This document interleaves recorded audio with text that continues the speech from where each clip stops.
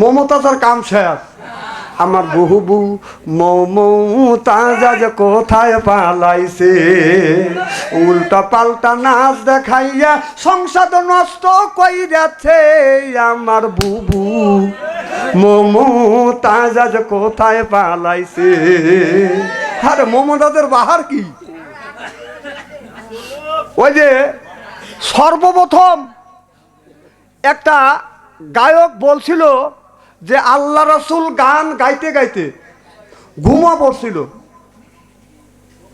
আল্লাহ রসুল গান শুনছে, এটা যদি গান শোনে নাই যদি প্রমাণ করে দিতে পারে 50 লক্ষ টাকা পুরস্কার দিবে, চ্যালেঞ্জ করছিল আলেমগারে। টাঙ্গালের বয়াতি আমার মাহফিলে ওই টাঙ্গাইলি ছিল। তো ওই দিন আমার কাছে বললে যে হুজুর আল্লাহ রসুল কি গান শুনছে? আমি বললাম রসুল গান শোনে নাই। বললো হুজুরে যে শরীয়ত বয়াতি চ্যালেঞ্জ করছে 50 লক্ষ টাকা দিবে। আমি বললাম এগুলো হলে মিথ্যাবাদী, মিথ্যা কথা, এগুলি ঠিক করে নাই। আল্লাহ রসুল কোনোদিন গান শোনে নাই। নাউজুবিল্লাহ, একটু জোর কর। এলাকার মানুষ একটু পরেই সব মানুষ মাইক দিয়ে ডাইকা, বাঙালি তো বুঝতেই চান, মসজিদের মাইক দিয়ে ডাইকা ওর বাড়ি আক্রমণ করে বাইকে চুরি ফেলাইছে। সে কেস করলো, সর্বপ্রথম কেস করে আমার নামে এই মমতাজ সংসদে বসে। তারপরে বাংলাদেশের অনেক আলেম ওলামা যখন ধরল, আজহারি যখন ধরল, আজহারি টুক করিয়া বাংলাদেশ থেকে বিদায় করে দিল। এই মমতাজ আমার কম জ্বালায় নাই কে? নাইছে নাইছে গান গাইছে। আল্লাহ রাসূলের জাতীয় সংসদ ছিল আপনার মসজিদে নববীর। সুবহানাল্লাহ, একটু জোরে কর। রাষ্ট্র পরিচালনা করতো আল্লাহ রাসূল আপনার মসজিদে নববীরে। তখন তো আপনার সংসদ ভবন ছিল না, সংসদ ভবন ছিল না। আল্লাহ রাসূল 10 বছর রাষ্ট্র চালাইছে মসজিদ থেকে। সুবহানাল্লাহ, একটু জোরে কর। হযরত ওমর রাদিয়াল্লাহু তাআলা আনহু 8 বছর আপনার মসজিদে নববীর থেকে, তখন তো জাতীয় সংসদ ছিল না, মসজিদে নববীর মধ্যে থেকে 10 বছর হযরত ওমর রাষ্ট্র চালাইছে। আল্লাহ নবীর থেকে শুরু করে হযরত ওমর, হযরত ওসমান, হযরত আলী, হযরত আবু বকর সিদ্দিক সহ এই 4জন সাহাবী আর রসুল সহ আপনার 28 বছর রাষ্ট্র পরিচালনা করছে। জাতীয় সংসদ ভবন ছিল তার হলো আপনার বাইতুল মুকাদ্দাস, সেই মসজিদে নববীর। মসজিদে নববীর থেকে রাসূল সাল্লাল্লাহু আলাইহি সাল্লাম রাষ্ট্র পরিচালনা করছে, আপনার মানুষের রিজিক বন্টন করছে ওই মসজিদ থেকে। তাহলে জাতীয় সংসদ ভবন হলো আমাদের জাতীয় মসজিদ। আপনারা কথা কন না কেন? সেই মসজিদে মমতাজের মতো একজন নর্তকী নাইচে গায়া সংসদ থেকে একেবারে নষ্ট করছে। আমার বহুবু মমতাজ আজ কোথায় পালাইছে, উল্টা পাল্টা নাচ দেখাইয়া সংসদ নষ্ট কইরাছে। আমার বুবু মমতাজ আজ কোথায় পালাইছে। এখন কোনে এত নাচ দেখাইছে একজনে খুশি করবে লেগে। এখন কোনে যেই জায়গা থেকে বাংলাদেশের 20 কোটি মানুষের রিজিক বন্টন হয়েছে, সেই জায়গাটা নাইসে গায়ে মমতাজ নষ্ট করছে। এখন উনি জেলখানা যা পৌঁছতেছে। আবার শুনছি নাকি তার 11টা স্বামী, একটা স্বামী জেলকে টোক দেখতেও যায় না। কে এতগুলি স্বামী ছিল, একটা তো যায় না। মমতাজের মতো সতী নারী আর বাংলাদেশে নাই কে? কারণ আগে সতীদাও প্রথা ছিল, আগুনের মধ্যে দিয়ে হাইটে গেছে। মমতাজ যদি আগুনের মধ্যে দিয়ে হাঁটান যায়, আপনার ওর শরীর তো পড়া দূরের কথা, ওর একটা কাপড়ের ওই ইও পড়বে না, পশমও পড়বে না, কারণ সুতাও পড়বে না। কারণ ওর সাথে সতী মানুষ আর আল্লাহর জমিন নাই। 11টা স্বামী।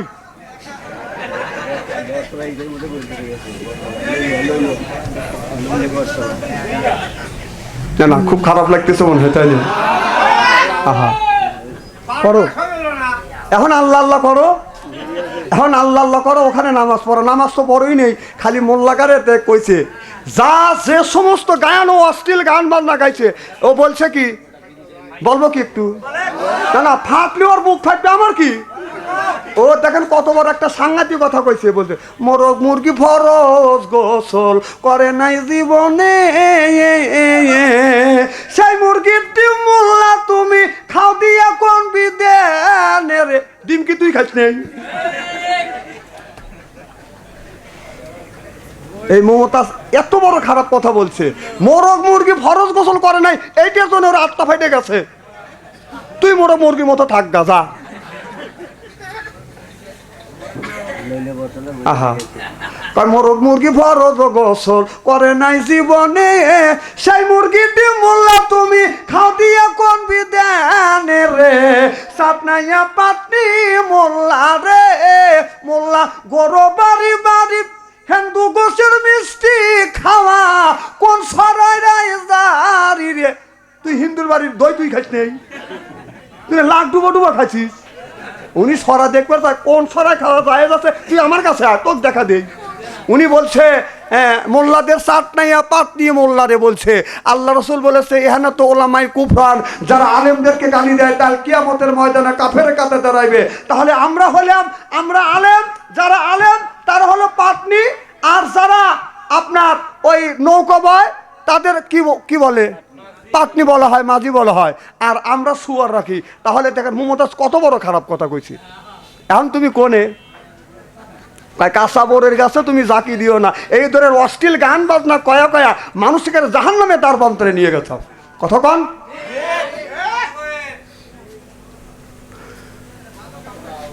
খুব খারাপ লাগতেছে মনে হয়, তাই না? না, গান যদি গাও, ভালো গান গাও। আমি একদিন রাস্তা দিয়ে যাচ্ছি, এই যে সিদেমবাড়িতে আসতেছি, একটা ছেলে আমার আগে, এখন তো ছেলেরা টাচ ফোন পায় তো ওটা দিছেই পায় না, কি করতেছে। একদিন করতে বেদের, এটা একটা মেয়ে রাস্তা দিয়ে যাচ্ছে আর বলতে বেদের মিয়া জোসনায় আমায় কথা দিয়েছে। এই কথা কি সহ্য করা যায়? আমি চিন্তা করলাম যদি প্রতিবাদ নাও করি তাহলে তো আল্লাহর কাছে আমি অপরাধী হওয়া যাব। তখন আমি পিছন থেকে বললাম বেদের মিয়া কবে তোরে কথা দিছে ভাই, তোর 14 গোষ্ঠী খুঁজে দেখলাম বেদের মিয়া নাই। আমাকে দেখে যাই রে দৌড় কমে যাচ করে থাম, ওবে হাত পেরে ধরলাম যে তুই এইটা বাদ দে, তুই এইটা কর। অন্যায় দেখলে প্রতিবাদ না করলে আমার ভালোই লাগে না। তখন আমি তখন বললাম এটা বাদ দে তুবক, তুমি এইটা বলো আব্দুল্লাহর পোলা মোহাম্মদ কথা দিয়াছে রোজা সরে দিনের নবী পার করিবে। মারহাবা কন। আমার নবী যেখানে আমরা থাকবো সেখানে, নবীদের তরিক মেনে যাইব জান্নাতে। চলো চলো চলো মোরা নামাজেতে যাই, নামাজেতে খোদার দিদার কোরআনে তাই কয়। জোরকন মারহাবা। আমি বললাম যুবক, গান যদি গাইতে হয় গায়ান গাও, এটা আমি চাই না। তবে গান যদি গাইতে হয় আল্লাহ নবীর প্রেমে নবীর শানে তুমি গান গাও। গান জায়েজ আছে, গান হারাম। আল্লাহ বললেন আল্লাহ জিনা লাইয়া সাধুনা জোর। জোর শব্দর তাফসীর করতে গিয়ে তামাম পৃথিবীর মুফাসসির কেরাম বলেছে গান বাজনা হারাম। জোর শব্দর তাফসীর করতে গিয়ে এই পৃথিবীর সবচাইতে বড় মুফাসসির আব্বাস রাদিয়াল্লাহু তাআলা আনহু বলেছে আপনার যন্ত্রপাতি বাদ দিয়ে আল্লাহ রাসূল প্রশংসিত যদি ইসলামী কোন হামনাত গজল গাওয়া যায়, এটাই একবার না 200 কোটিবার বাজানো যায়। সিল্লেকন আল্লাহু আকবার। এই জন্য অন্যায় দেখলে প্রতিবাদ করবেন, এটা হলো মুসলমানের বাদান, ইমানদারের লক্ষণ। আজকে আমাদের দেশে বলে দেখবো শুনবো বলবো না, কোনো বিপদে পড়বো না, দুইটাই জানোয়ার। কথা বুঝতেছেন না? অনেক মানুষ কয় না দেখবো শুনবো বলবো না, কোনো বিপদে পড়বো না। তাহলে অন্যায় যে করবে আর সে অন্যায়কে প্রশ্রয় দিল, উভয় সমান দোষী। কথা কন। এটা কে বলছে? আল্লাহ। ইসলাম বলতেছে অন্যায় যে করে আর অন্যায়কে যে সমর্থন করে উভয় সমান দোষী। সুদ যে খায় আর সুদ যে দেয় সমান দোষী কিনা? কথা কয় না। সমান দোষে কিনা? সমান দোষী। না না, সুদের ওয়াজ আমি করবো না, আমার এত টাকা বলছে কে, আমার গ্রামে এলাকা আমি সুদের ওয়াজ করবো? হ্যাঁ, ওয়াজ বন্ধ দিবেন লেগে। এই জন্যই গ্রামে ওয়াজ করে সুদ পাওয়া যায় না। কারণ যদি সুদের ওয়াজ করি হে বলবি না যে আমি সুদ খাই ওমকে দেখছি। আমি একদিন সুদের ওয়াজ করছি কুষ্টিয়া, তে একটা লোক ওই বাড়িতে খানা পিনা করছি, সভাপতি মানুষ। তো আমাকে বলতে হুজুর আসেন, একটা কথা আছে। কম কি কথা? তো বললো হুজুর যে আপনি সুদের ওয়াজ করলেন, এই সুদের ওয়াজকে আপনি আপনার গ্রামে করেন? কম হ্যাঁ করি। কয় আপনার গ্রামের লোক কি সুদ খায়? কম হ্যাঁ খায়। কয় আপনি কি সুদের ওয়াজ করেন? কম হ্যাঁ আমি করছি। করি। কয় না, যে সুদ খায় তার কাছে গিয়ে বলছেন যে সুদ খাওয়া যাবে না। কম তা তো বলি নেই। কয় আগে আপনার গ্রাম ঠিক করি এসে। তো আমার গ্রামে কে সুদ খায় আমি তো ভালো করে জানি। আমি একজনের ডাক দিয়ে বললাম, ভাই হন, তোরা যদি সুদ খাস আমার ওয়াজ আর দেশের বাইরে চলবে না, তোরা সুদ খাওয়া বন্ধ দে। কয় তুই তো ইসমারা দেখা, তোর ওয়াজ বন্ধ, তাই আমি চাই।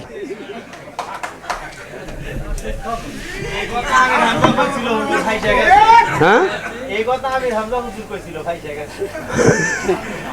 ব্যাপারটা কি দেখছেন? ব্যাপারটা কোথায়? আপনি এলাকার মানুষকে বলেন সুদ খাও, খা বন্ধ দেও, ওকে বলে তোর চোখে তুই তেল দেখা, তুই যা, তোর ওয়াজ শুনবো আমি। ব্যাপারটা হলে এরকম। আছে কথাটা কার? আল্লাহর নামাজ। আল্লাহ বললেন কুলুমিন তৈয়বাতুন মা রাযাকনাকুম, আগে হালাল খাও তারপর ইবাদত করো, সেই ইবাদত আল্লাহর দরবারে কবুল হবে। আর যদি হালাল না খাও যদি ইবাদত করে, ইবাদত আল্লাহর দরবারে কবুল হবে না। আল্লাহর ওলি ইমাম আযম আবু হানিফা রাহমাতুল্লাহ আলাইহির জামানায় বাজান খুব অভাব ছিল। আমাদের সমাজের মধ্যে এক সময় বাজান অভাব ছিল। 40 বছর আগে বাজান গোসু খাইছি, কেসু খাইছি, ফ্যান খাইছি, কি কন খাইছি কিনে, খালি রুটি আর হালুক। এই যে ভাই কোথায় হালুক, হ্যাঁ আমু খাইছি। 7 দিন রুটি ভাত নাই। আরে আমি বলতেছি, আমাকে বলবে দেন, ফেন্টু যে খাইছে সেটা তো আমি বলতেছি। আমার পান্নাতুর আর মামার বাড়ি হলো বারাবিল, মোংলা সরকারের বাড়ির ওখান দিয়ে একটা রাস্তা ছিল না। 7 দিন অনাহারে খালি রুটি আর রুটি, খাবার ইচ্ছে করে না। নানার বাড়ি গেলাম, যে নানার বাড়ি গেলি নানি ভাত দিবিনি। এখন নানি দুপুর রোদের সময় গেছি, নানি আমাকে দেখে বলতেছে ভাই আইসে আও। কম হ্যাঁ আইসি। তখন আমার মামা নিয়ে বলতেছে, ও বউ মামার ভাই এসে 2 রুটি দেওয়া। কম ও রুটি তুমি আমার আগেই এসে, রুটির ভাই মামার বাড়ি গেছে, রুটি আমার আগে গেছে, এত কষ্ট গেছে। আল্লাহ বলে ইমাম আযম আবু হানিফা রাহমাতুল্লাহ আলাইহির জামানায় খুবই অভাব। বাদাম 2 পাতিল ভাত রান্না করা হয়েছে। বাদান কয়েকজন লোক খাবে। 1 পাতিলে বাদান বেনামাজি হাত থেকে বাদান খাবার খাইছে, আর 1 পাতিলে আপনার কুকুর মুখ লাগাইয়া বাদান খাবার খাইছে।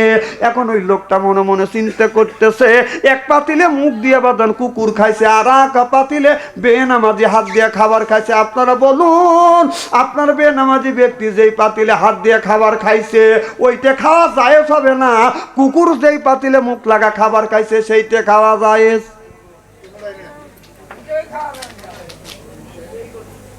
জীবন কল বাঁচান লাগবে।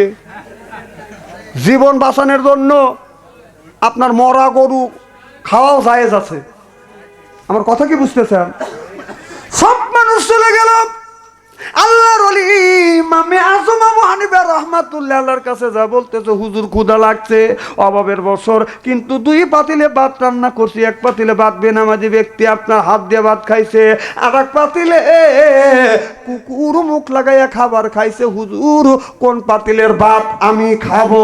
হুজুর নইলে তো জীবন বাঁচবে না, ভাত তো খাওয়ার দরকার আছে।